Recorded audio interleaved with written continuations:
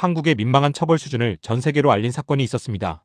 모두가 주목하는 가운데 이 범죄자는 재판 결과가 나오기 딱 20일 전에 갑자기 혼인신고를 했고요. 그리고 형량이 깎였습니다.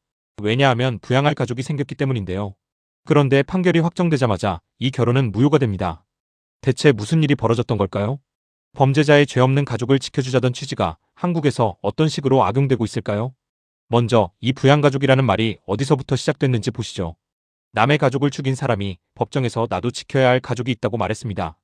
2025년 10월 7일 밤 8시쯤 경기도 양주였는데요. 결혼한 지 2년이 되었던 36살의 이종희 씨가 친구들을 만나고 집으로 걸어가고 있었습니다.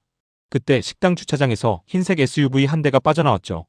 운전자는 50대 남성. 차는 인도로 돌진해 거의 800m가량을 달렸습니다. 이 씨는 그 자리에서 심정지 상태로 병원에 옮겨졌지만 끝내 세상을 떠났습니다. 이때 그의 아내는 쌍둥이를 임신한 지 6주째였습니다. 사고 당시 운전자의 혈중 알코올 농도는 0.2%, 면허 취소 기준의 2배가 넘는 수치였는데요. 그는 경찰 조사에서 기억이 나지 않는다고 진술했습니다. 가해자 측은 법정에서 익숙한 카드를 꺼냈습니다. 나도 부양할 가족이 있다. 우리도 피해자만큼 힘들다. 그런데 이 사고로 가족을 잃은 사람들이 같은 공간에서 지켜보고 있었습니다.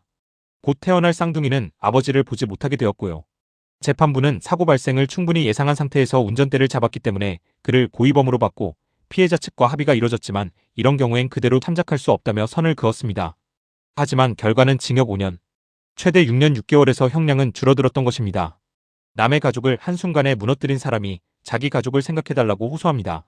솔직히 이것도 정말 납득이 안 가는데요. 그런데 이 사건에서는 가해자가 부양할 가족을 실제로 데리고 있었죠. 다음 사건은 다릅니다. 부양할 가족이 정말 있는지조차 아무도 확인하지 않았거든요. 불법으로 국경을 넘은 중국인들이 한마디로 전부 풀려났습니다. 2024년 10월 5일이었는데요. 중국 산둥성 웨이하이양 인근에서 보트 한 척이 출항합니다. 탄 사람은 모두 8명. 서해를 가로질러서 같은 날 밤 11시 38분 충남 태안 앞바다까지 들어왔죠. 대부분은 과거 한국에서 불법 체류를 하다가 강제로 출국당한 사람들이었습니다. 정식 입국이 막히자 몰래 배를 띄운 거죠. 군대와 경찰이 2시간을 추적했는데요. 주범이 몰던 보트는 해경이 멈추라고 했지만 달아났습니다. 추격전 끝에 다음날 새벽 가이도 인근 해상에서 8명 전원이 검거됐죠. 1심은 실형이었습니다. 주범은 징역 1년 나머지는 징역 8개월이었는데요. 그런데 2심에서 8명 전원이 집행유예로 풀려납니다. 국경을 무단으로 넘은 미립국자한테 대체 무슨 사유가 붙은 걸까요? 재판부가 든 사유는 이거였습니다.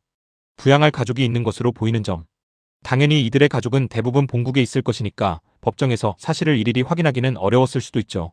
하지만 확실히 가족이 있다는 것도 아니고 그럴 것 같다는 추측. 그 한 줄이 실형을 집행유예로 바꾼 겁니다. 여기까지는 있는지조차 확인되지 않은 가족이었습니다. 그런데 다음 사건은 한 단계 더 나갑니다. 이번엔 가해자가 자기 손으로 부순 가족이 감형사유가 됐거든요. 2009년에 결혼한 부부가 있었는데요. 세 딸을 낳았습니다. 그런데 고부 갈등이 이어지면서 부부 사이도 멀어졌고 결국 이혼하기로 합니다. 4살이던 첫째는 남편이, 어린 둘째와 셋째는 아내가 맡기로 하고 별거에 들어갔죠. 경제적으로 아내에게 기대고 있던 남편은 별거 뒤에도 일하는 아내를 대신해 2딸을 보러 그 집을 드나들었습니다.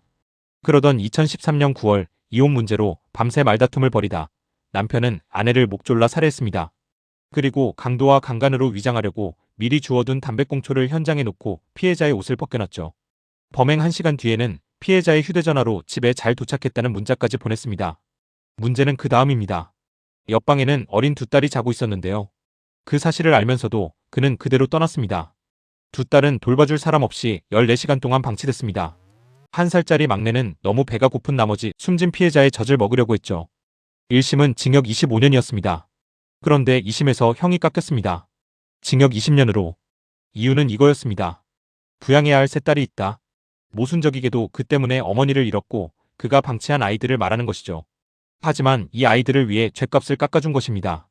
이처럼 원래 있던 가족이 강경사유가 되는 경우가 많지만 다음 사건은 황당합니다. 가족이 형량을 줄이기 위해 만들어졌거든요. 선고 20일 전에 결혼하고 그걸로 죗값을 깎은 사람이 있습니다. 아동 성착취물 사이트 웰컴 투 비디오를 운영한 손정우인데요. 2015년부터 2년 8개월 동안 이 사이트를 운영하면서 7천여 건의 영상을 유포했습니다. 피해자 중에는 생후 6개월 영아도 있었던 것으로 알려졌죠. 이 사건의 1심 형량은 징역 2년에 집행유예 3년이었습니다. 그런데 2심에서 형량이 줄었습니다. 징역 1년 6개월.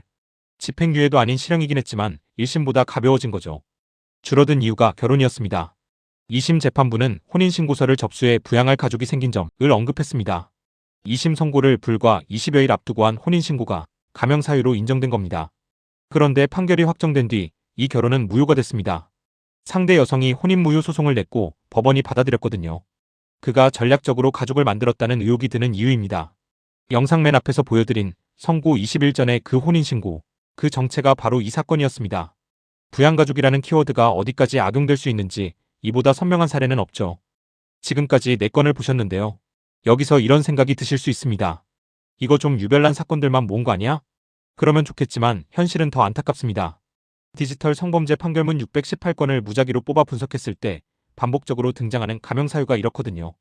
초범이라서, 전과가 없어서, 그리고 부양할 처자식이 있어서, 불법 촬영으로 이미 2차례 처벌받고도 아내와 장모를 포함해 148차례의 불법 촬영을 한 남성이 양육해야 할 어린 딸이 있다고 가명을 받기도 했습니다. 또 부양가족입니다. 행위가 무엇이든 피해가 몇 번 반복됐든 마지막엔 이 키워드가 등장하는 거죠. 누군가를 가두면 남은 가족이 무너진다. 이 사유의 원래 취지는 분명합니다. 그런데 그 취지가 정작 가족을 무너뜨린 사람을 위해 쓰이고 있다면 우리는 이를 그대로 둬도 되는 걸까요? 실제로 이 질문을 던지는 사람들이 있습니다. 여러 단체들은 대법원에 기부 같은 사유를 강경 요소에서 빼달라며 서명운동을 이어가고 있는데요. 이런 문제의식이 법정 밖에서도 이미 움직이고 있다는 얘기죠. 여러분이 기억하는 또 다른 사건이 있다면 댓글로 남겨주세요. 재판 기록에 정리해두겠습니다. 오늘의 재판은 여기서 마치겠습니다.